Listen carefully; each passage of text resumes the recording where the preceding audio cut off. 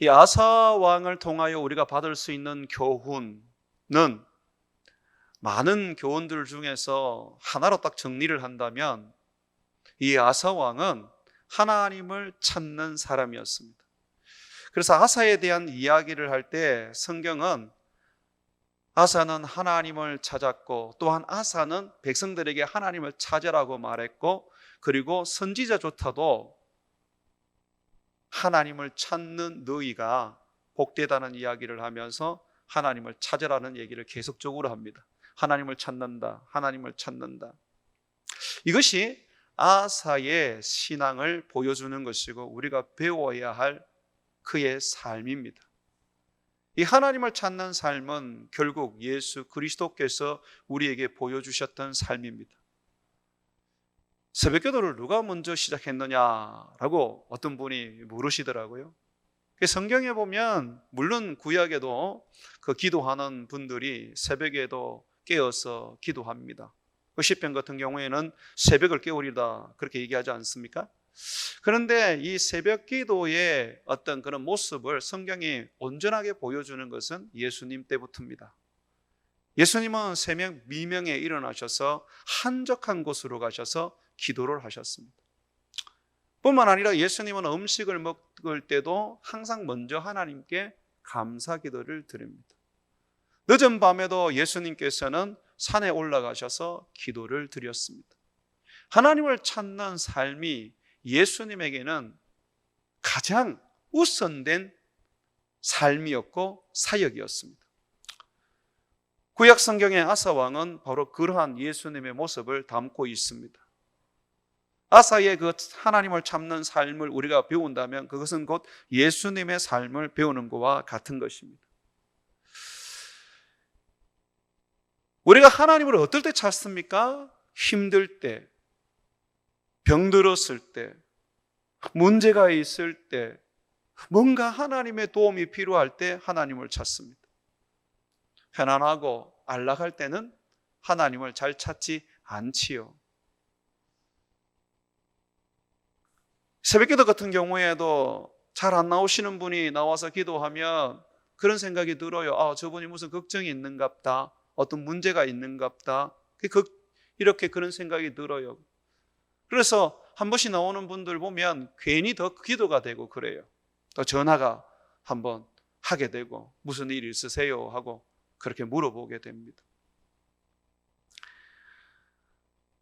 근데 그것이 하나님을 찾는 좋은 모습입니다만은 아사 왕은 평안할 때도 아무런 문제가 없을 때도 항상 하나님을 찾고 항상 하나님을 바라보았던 인물이었습니다. 하나님을 찾는 우리들의 삶이요, 평안할 때에 하나님을 잘 찾지 않게 되는데, 평안할 때에 우리는 그냥 형통한 것 같아서 가만히 있어도 하나님을 찾지 않아도 기도하지 않아도 모든 문제들이 다 해결될 것만 같대요. 그냥 잘 되어가는 것 같아요. 기도 안 해도 되네라는 그런 생각을 가지게 되는 것이죠. 그렇지만 정말 믿음의 사람들은 평안할 때에 더 기도하고 평안할 때에 더욱 하나님을 찾고 하나님께서 주신 사명을 더욱 열심을 다하여 감당하게 됩니다. 한번 보십시다. 역대하 14장 6절과 7절에 보시면 이 아사 왕이 평안할 때, 그가 나라를 다스리고 난 다음에 한 10년간 정말 태평성대를 누렸거든요. 자, 그때 그가 어떤 것을 어떻게 살았는지 우리 성경을 통해서 한번 보겠습니다. 여호와께서 아사에게 평안을 주셨으므로 그 땅에 평안하여 여러 해 10년입니다. 싸움이 없은지라. 자, 그리고 난 다음에 여러분 보십시오. 그가 견고한 성읍들을 유다에 건축하니라. 평안할 때 그는 더욱 견고한 성읍들을 지었습니다. 왜 그랬을까요?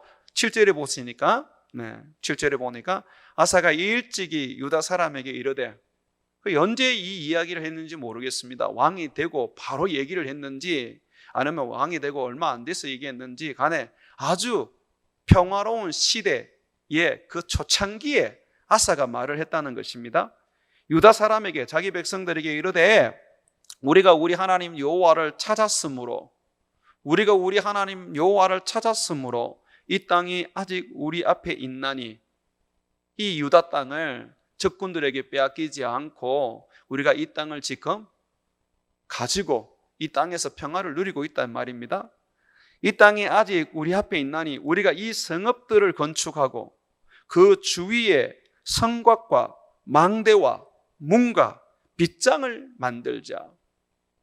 여기 보시면 성읍들을 건축하고 그 주위에 성곽과 망대와 문과 빗장을 만들자 그랬습니다. 적의 공격을 대비하기 위한 하나의 요새를 만들자라고 말합니다. 평안하다고 해서 그냥 내버려 두어서는 안 된다는 것이죠. 평안한 시대에 더욱더 미래를 대비하고 나중에 재난을 대비하고 어떤 어려움이 왔을 때, 전쟁이 왔을 때에 그때에 느긋하게 적을 막아낼 수 있는 그러한 준비를 하자라고 말하고 있습니다. 우리가 주를 찾았으므로 주께서 우리 사방에 평안을 주셨느니라. 평안을 주셨기 때문에 이 평안을 그냥 먹고 놀고 그냥 지내지 말자. 이 평안의 시대에 하나님이 우리에게 주신 이 평안의 시대에 우리 하나님 앞에서 우리는 미래를 준비하자. 하나님을 찾는 사람은 미래를 준비하는 사람입니다. 다가올 재난을 대비하는 사람입니다. 저는 코로나 바이러스 사태가 터질 줄 몰랐습니다. 몰랐는데 하나님께서는 우리 교회를 위해서 이곳 덕곡동에 기도할 수 있는 예배의 처소를 지어주셨습니다. 만약에 우리가 여전히 신음동 공장교회에서 기도하고 예배를 드렸다면 아마 우리는 이 코로나 바이러스 사태 속에서 상당히 어려움을 겪게 되었을 것입니다. 지금 이 바이러스 사태 속에서 가장 어려운 곳이 개척교회들입니다. 우리가 그런 자리였죠. 그런데 하나님께서 우리를 이곳으로 옮겨주셨습니다. 작년부터 준비해서 이곳에 우리가 선교센터를 짓고 우리가 넓은 어떤 그런 거리를 두고 우리가 예배를 드릴 수 있는 그런 어떤 준비를 하나님이 해주셨습니다. 이 준비가 지금의 이 어려운 시대에 우리 성도들의 신앙을 붙잡고 가는 하나님의 축복이었습니다. 우리 삶도 마찬가지라는 거죠.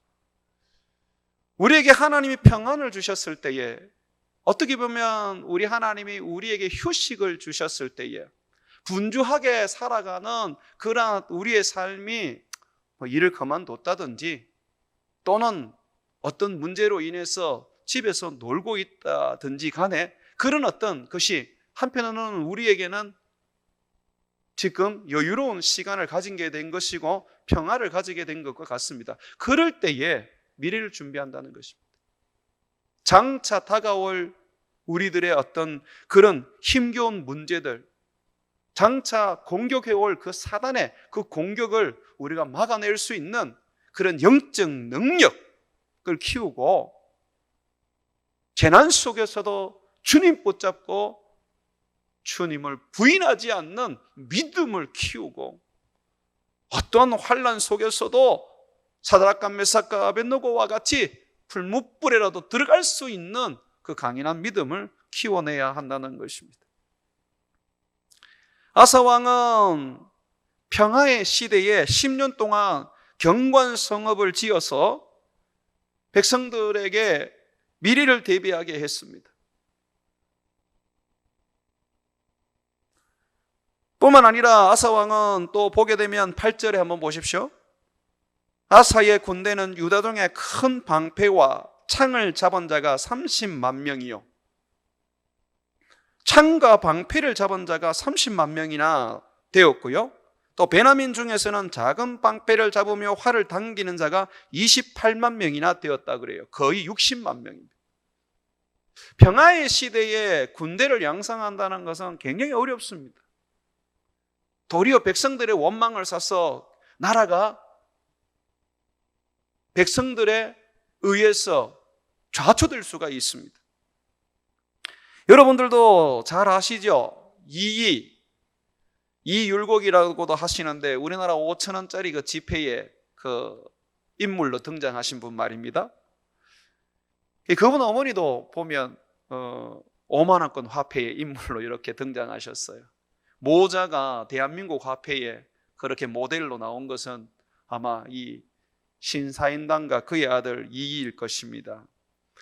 이 율곡이 임진왜란이 일어나기 전에 굉장히 나라가 태평성대했대요.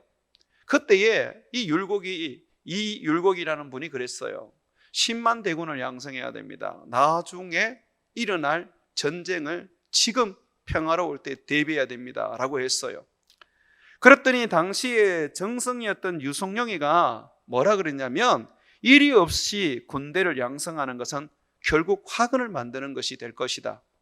그러므로 이거는 지혜롭지 못하다, 하면 안 된다 그랬어요. 평화로울 때는 백성들이 농사 지으며 또 사람들과 어울려 즐기며 그렇게 평화를 누리고 싶어 합니다. 전쟁도 없는데, 아무런 위협도 없는데 군대를 모아서 군대를 양성한다는 것은 굉장한 백성들의 원망을 사게 되는 것이죠. 그런데 지금 여러분, 아사왕은 어떻게 하고 있습니까? 아사왕은 10년의 평화 속에서 큰 군대를 만들었습니다. 성경에는 다 용사, 큰 용사라고 그렇게 표현을 해주고 있습니다. 아주 전투력이 막 뛰어난 그런 군인으로 만들어 놓게 된 것이죠. 이 율곡이 10만 대군을 양성해야 된다는 것을 정성 유성룡이가 맡고 난 다음에 이 율곡이 죽은 후에 임진왜란이 일어났습니다. 그때에 정성 유성룡이가 땅을 치면서 정말 이 율곡은 미래를 내다보는 사람이라면서 자기가 정말 어리석었다라고 그렇게 고백을 했습니다. 주님을 찾는 사람은요, 주님이 주신 평화를 누리고 주님이 주신 은혜를 누리고 주님이 주신 기도 응답을 누리는 것으로 끝나면 안 돼요. 주님이 주시는 그 은혜와 주님이 주시는 그 형통함과 주님이 주시는 그 축복 속에서 나중을 대비하고 미래를 대비해야 되는 것입니다. 더욱 기도하고 더욱 말씀 배우고 더욱 주를 위하여 헌신하는 삶을 살아가야 한다는 것이죠. 빌립보서 2장 12절에 보게 되면 바울은요, 빌립보 교회를 향해서 뭐라고 말했느냐면, 항상 하나님의 말씀에 복종하고 두렵고 떨림으로 너희 구원을 이루어 가라 그랬습니다. 이 구원은 천국에 들어가는 것을 말합니다.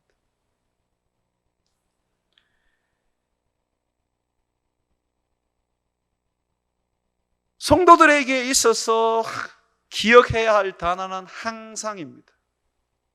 좋을 때든 나쁠 때든 하나님이 우리에게 형통함을 주시든 아니면 우리에게 고통을 주시든, 코로나 바이러스 사태로 인해서 어려운 그런 신앙생활을 할 수밖에 없는 환경을 주시든, 온 세계 곳곳에 모든 교인들이 다 나가서 선교하고 그렇게 마음껏 복음을 전할 수 있는 그런 어떤 부흥의 시대가 오든 상관없이 항상 어떤 때든 항상 두렵고 떨림으로 우리의 구원을 이루어 가야 하는 것입니다. 데살로니가 전서 5장 16절과 18절에 보게 되어도 기뻐하고 기도하고 감사하라고 그랬습니다. 그런데 그 앞에 수식어를 붙입니다. 항상 기뻐하고 쉬지 말고 기도하고 범사에 감사하라. 항상이라는 거, 쉬지 말라는 거, 그리고 범사라는 거, 이거 전부 다 똑같은 이야기잖아요. 네가 좋을 때든 나쁠 때든 어쩐 때이든 간에 항상 너는 하나님 앞에 기뻐하고 기도하고 감사하는 삶을 살으라고 말합니다. 이것이 그리스도 예수 안에서 너희를 향하신 하나님의 뜻이라 그랬습니다. 우리가 하나님의 뜻대로 살기로 마음을 먹고 오늘 예배당에 나와서 함께 예배 드리는 것도 결국 하나님의 뜻대로 살겠다는 여러분들의 굳은 결심 때문이지 않습니까? 그렇다면 하나님의 뜻대로 살겠다면 우리는 항상 기도할 수밖에 없고 항상 기뻐할 수밖에 없고 항상 감사할 수밖에 없는 우리의 신앙이 되어야 하는 것입니다.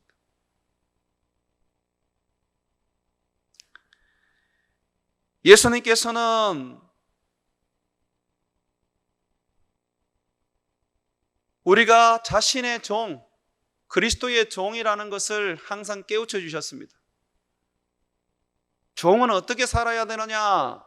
종은 항상 주인을 기다리며 깨어 있어야 된다고 하셨습니다. 예수님께서 어떤 비유를 하나 드셨는데 혼인집에서 돌아온 주인 비유를 하셨습니다.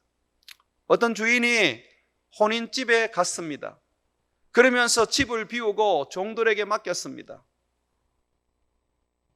주인이 혼인 잔치가 마치고 돌아왔는데 그때가 언제가 될지 종들은 모릅니다.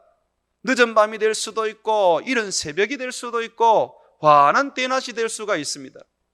그런데 이런 새벽이 되거나 또는 늦은 밤이 되었을 때에 모든 사람들이 잠들어 있을 때에 만약에 주인이 들어와서 자기의 집을 두드릴 때 그때 깨어있는 종이 나와서 문을 연다면 그 종은 주인이 기뻐하는 종이며 그 종은 주인이 모든 것을 맡길 수밖에 없는 그런 종이라고 말하고 있습니다.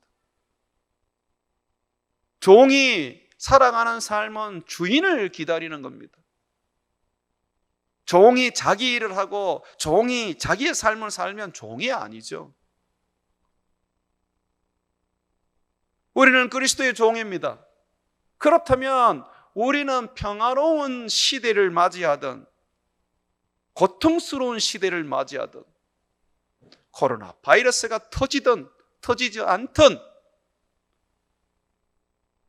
항상 예수 그리스도를 기다리며 항상 예수 그리스도를 우리는 사모하고 그분이 오실 때까지 영적으로 깨어 있어야 한다는 것입니다. 예수님께서 누가복음 12장 39절에서 혼인집에 돌아온 주인의 비유를 말씀하시면서 이렇게 결론을 내리셨습니다. 너희도 아는 바니 집주인이 만일 도둑이 어느 때에 이룰 줄을 알았더라면 그 집을 뚫지 못하게 하였으리라. 그러므로 너희도 준비하고 있으라. 생각하지 않을 때에 인자가 오리라 하시니라.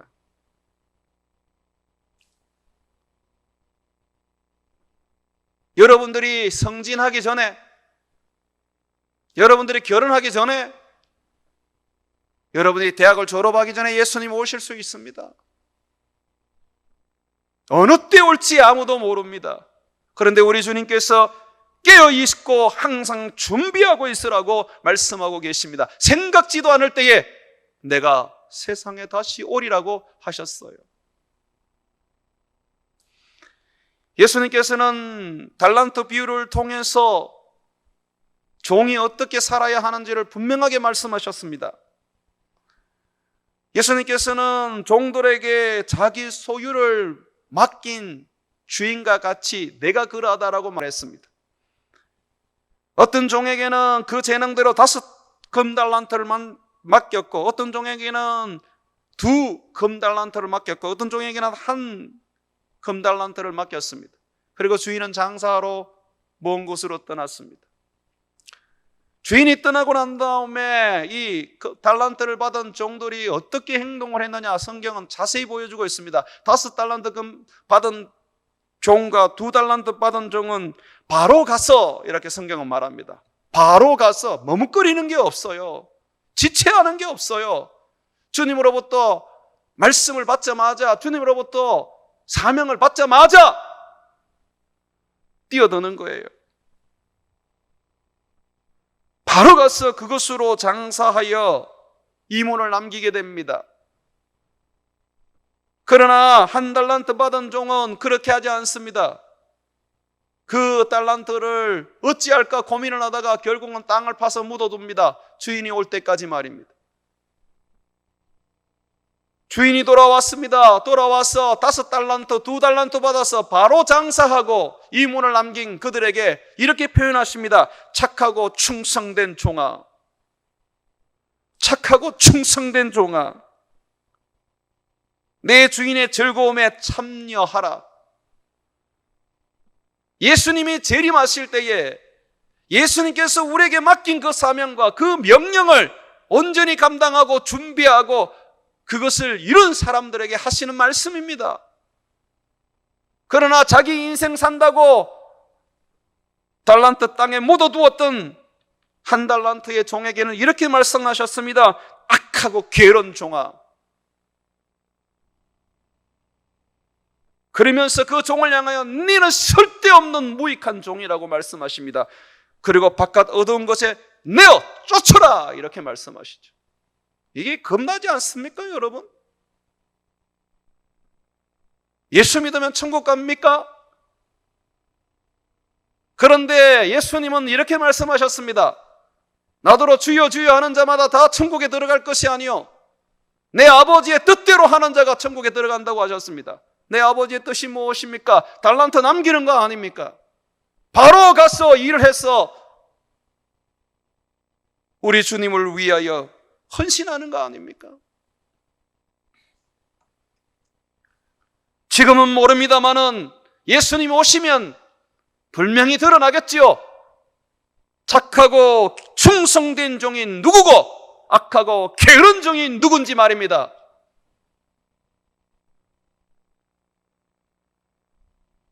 주님께서는 평화의 시대, 지금 우리는 평화의 시대를 맞이하고 있어요. 코로나 사태가 와도 우리는 지금 평화의 시대예요. 중국이나 북한이나 저기 아랍에 가서 한번 신앙생활 해보십시오. 얼마나 큰 고통과 큰 핍박과 환난 속에 살고 있는지 아십니까? 예수 믿는 나는 그 이유 하나만으로 오늘도 수많은 사람들이 순교를 당하고 있습니다. 우리는 평화의 시대에 살고 있습니다. 이 대한민국이 주는 평화와 안락함을 우리는 누리고 있습니다. 이럴 때에 주님께서 우리에게 말합니다. 깨어 준비하고 내가 오거든 그때에 내 앞에 문을 열고 너희 달란트를 내놓으라고 말합니다. 가만히 계시면 안 돼요. 기도 안 하고 무슨 하나님의 일을 이룰 수가 있고 전도 안 하고 어떻게 영혼을 구원할 수가 있고 선교사들을 위하여 헌신하고 마음을 다하여 함께 비록 이 한국 땅이지만 우리가 같이 영으로 선교하지 않으면 어떻게 선교를 할 수 있습니까? 이 코로나 사태가 혹 우리에게 땅에 달란트를 묻어두게 만드는 그런 환경은 아닐까요? 이 코로나 사태 속에서도 여전히 주님을 위하여 헌신하고 봉사하고 주님을 위하여 달란트를 남기는 사람들이 있는데 그들에게는 이 코로나 사태가 도리어 아무런 문제가 되지 않는 듯합니다. 주님께서는 사단이 우는 사자와 같이 너희들을 삼키려고 한다라고 경고하셨습니다. 그러므로 항상 전신갑주를 입고 깨어 있으라고 말씀하고 있습니다. 언론을 통해서 자연재해가 일어나는 것을 보십시오. 지금 세상 곳곳에 나타나고 있는 이상 징후들을 보십시오. 점점 더 우리 주님이 말씀하신 대로 이 세상이 파괴되어 가고 있지 않습니까? 점점 더 이 세상이 죽어가고 있지 않습니까? 성경은 말합니다. 혼인잔치를 하는 그 와중에 밭에 가서 땅을 가는 그 와중에 한 사람이 들림받아 올라갈 것이다. 그때가 예수님 재림하는 때라고 그랬어요. 어떻게 보면 우리가 평범하다고 느끼는 그 시간, 그 환경에, 그 시절에 예수님이 오십니다. 만약에 이 세상에서 잘 먹고 잘 살고 번영을 누리고 축복을 누리는 것이 전부였다면 주님께서 우리에게 새하늘과 새 땅을 약속하지 않으셨겠지요. 이 세상에 사는 것이 축복이고 이 세상에서 내 꿈을 펼치는 것이 내 인생의 가치라면 주님께서 우리에게 천국을 말씀하실 리가 없지 않습니까? 예수를 믿고 고난을 받아도, 예수를 믿고 고통을 받아도, 예수를 믿고 죽음을 당해도 그 모든 것들이 아무런 의미가 없이 그저 하나님 앞에 감사를 드릴 수 있는 것은 우리에게 영원한 생명을 누릴 수 있는 천국을 주님이 약속하셨습니다. 이 땅을 기업으로 주신 적이 없습니다. 하늘을 기업으로 주셨지요. 이 땅 백성으로 하나님이 우리를 남겨두신 적이 없습니다. 하늘의 백성으로 하나님이 우리를 삼아주셨지요. 예수님께서 말씀하셨어요. 이 세상은 내게 속한 것이 아니라고, 내 나라가 아니라 그러셨어요. 만약에 내 나라면 내가 여기서 죽을 이유가 없다라고 빌라도에게 말씀하셨습니다. 땅을 밟고 살아도 하늘을 보십시오. 시대를 분별할 줄 아셔야 합니다.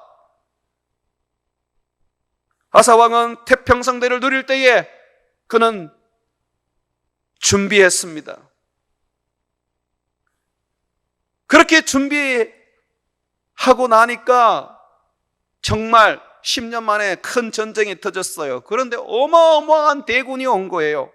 오늘 여러분들이 성경을 읽었던 것처럼 14장 9절에 보십시오. 구스 사람 세라가 쳐들어왔는데 얼마나 많은 군대를 데리고 왔는지 군사 100만 명입니다. 그리고 병거 300대라고 말하고 있어요. 이스라엘에는 병거가 있는지 모르겠어요. 이거는 전쟁에 있어서 상대가 안 됩니다. 100만 대군에다가 병거가 300대가 올라왔습니다. 그런데 10년 동안 성읍을 견고하게 하고 군사들을 길러 놓으니까 마음에 용기가 있고, 물론 두려움이 있었지만은 그래도 전쟁을 쳤어, 내가 내 백성을 지켜야 되겠다는 그런 담대함이 생겼어요. 평화의 시대에 우리가 기도하고 항상 우리가 우리 주님 앞에 엎드려 예배하며 주님만 바라본다면, 영적으로 깨어서 우리 자신의 신앙을 지켜나간다면 우리는 어떤 문제가 와도 담대함으로 이겨낼 수가 있습니다. 기도 안 하니까 문제가 터지면 그냥 좌절하는 거예요.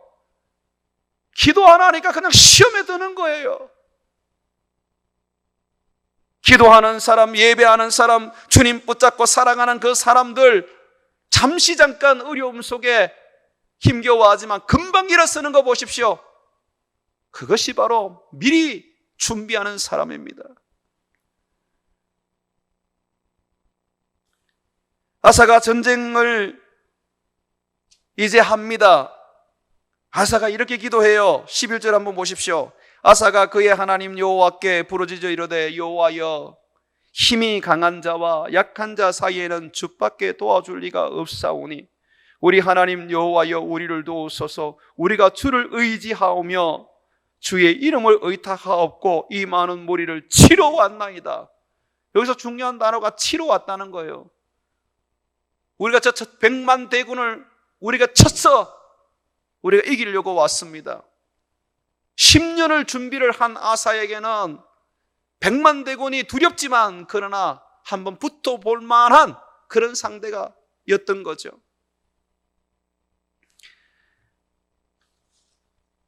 근데 여기서 우리가 하나 주목해야 될 부분들이 있습니다. 그게 뭐냐면, 아사는 10년의 전쟁을 준비하고 60만 대군을 양성을 했지만 사실 그거를 의지하지는 않았어요.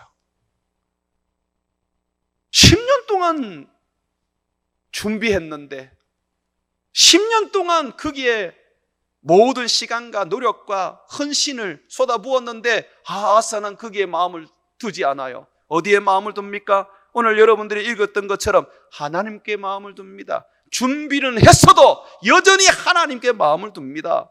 다시 한번 보십시오. 11절입니다. 아사가 그의 하나님 여호와께 부르짖어 이르되, 여호와여, 힘이 강한 자와 약한 자 사이에는 주밖에 도와줄 리가 없습니다. 우리의 군대가 아닙니다. 주님이십니다 라고 그렇게 고백합니다. 우리 하나님 여호와여, 우리를 도우소서.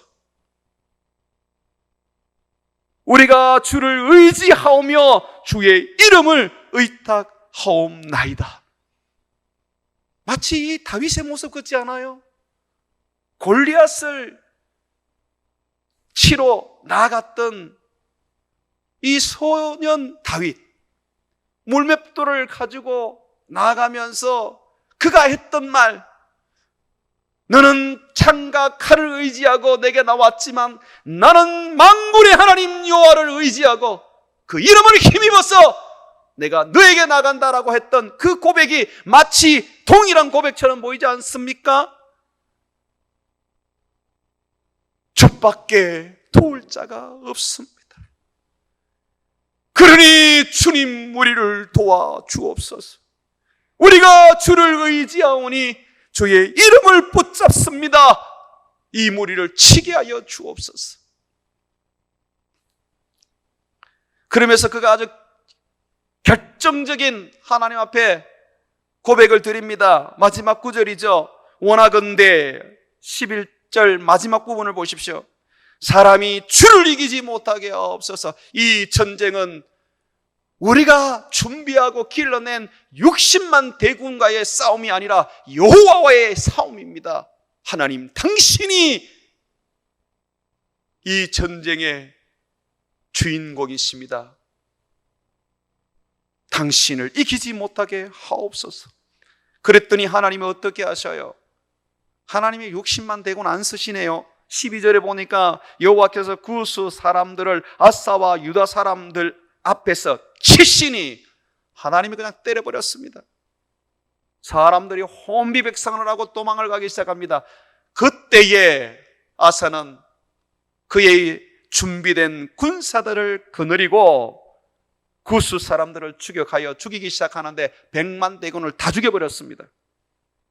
완전히 삭을 밟아버렸어요. 두 번 다시 이스라엘을, 이 유다를 쳐들어오지 못하도록 말입니다.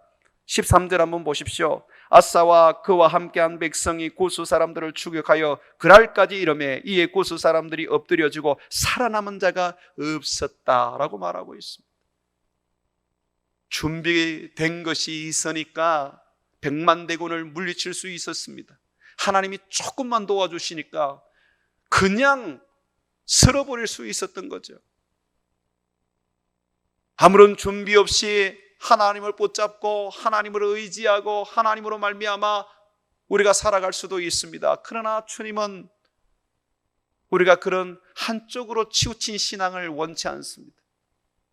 자기를 찾는 자는 그 삶 속에 평화를 지켜낼 수 있는 그런 준비, 미래를 위하여 헌신하고 달려갈 수 있는 그런 준비 원하고 있습니다. 옛날에 우리 총신신학대학원의 교수님 중에 박윤선 교수님이라는 분이 계셨는데요, 그분이 참 많은 이 학생들에게 존경을 받았어요. 그분이 학생들에게 늘 가르쳤던 게 뭐냐면, 여러분은 지금 목회를 준비할 때입니다.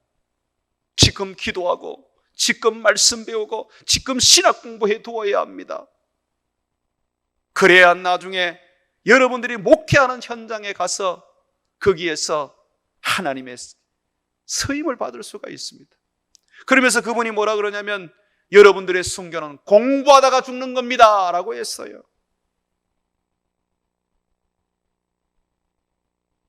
그렇습니다, 여러분.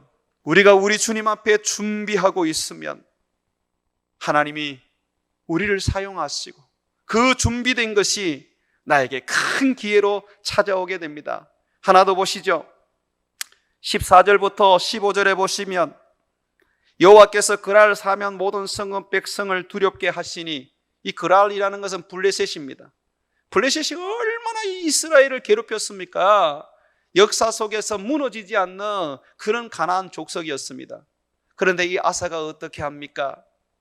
하나님께서 이 구스와의 전쟁 속에서 이 그랄 사람들을 두렵게 만들어 버립니다. 그랬더니 그 기회를 꽉 잡아버려요, 이 아사가. 계속해서 한번 보십시오. 여호와께서 그날 사면 모든 성읍을 두렵게 하시니, 이게 원인이죠. 무리가 그의 모든 성읍을 치고 그 가운데 있는 많은 물건을 노락하고 또 짐승을 지키는 천막을 치고 양과 낙태를 많이 이끌고 예루살렘으로 돌아왔더라. 완전히 블레셋을 진멸해버렸습니다.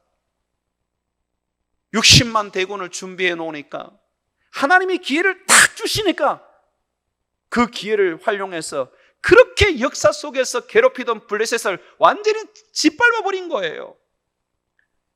준비된 군대로 구스와의 전쟁에서 승리한 것은 아닙니다. 그러나 준비된 군대로 구스의 군사를 다 죽일 수 있었고, 준비된 군대로 그랄 사람들을 다 쳐서 멸할 수가 있었어요. 기회가 주어져도 준비되지 않으면 사용하지를 못합니다. 하나님이 쓰실 수 있도록 기도로 준비하시고 말씀으로 준비하시고 여러분의 삶에 있어서 모든 것들을 준비하십시오. 그러면 주님이 기회를 주실 때 여러분들이 그 기회를 마음껏 활용하는 놀라운 기적을 체험하게 될 것입니다. 사랑하는 성도 여러분, 하나님을 찾는 삶이 무엇입니까? 준비하는 것입니다. 하나님을 바라보고 하나님을 앙망하면서도 하나님이 주시는 그 시간에 기도하고 제자로서 훈련받고 내게 주어진 기업 최선을 다해서 섬겨나가고 사단과의 대적에서 승리할 수 있도록 날마다 영적인 능력을 더 키워나가고,